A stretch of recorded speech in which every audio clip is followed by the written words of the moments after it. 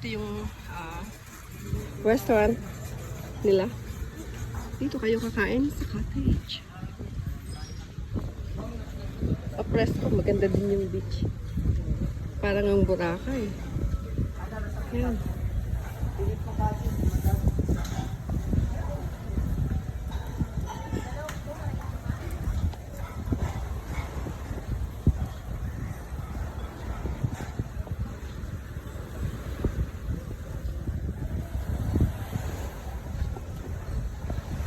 Ito ang Anda de Boracay.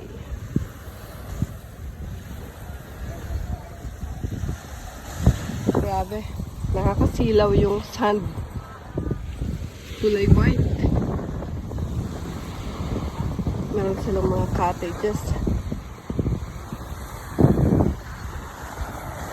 Tignan natin yung tubig. Kung malamig. Meron din silang kayak dito. Magre-rent lang kayo ng kayak. Wow. Tamang-tama lang yung tubig. Hindi malamig, hindi maano. Ito yung sabang maano. Ganda. Hanggang dun malalim pa. Ito yung distance niya. Pero mababaw pa hanggang tuhod lang nung naliligo.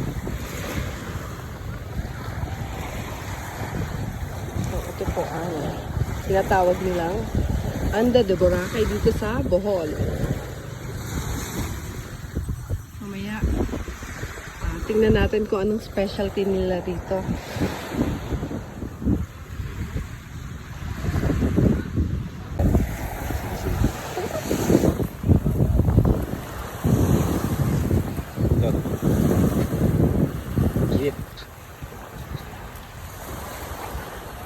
Okay na yan, madam.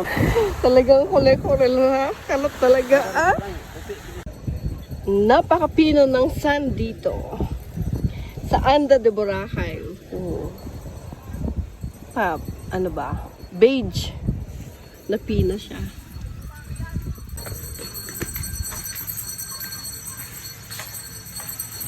So, yung bestseller nila dito is Bam-i.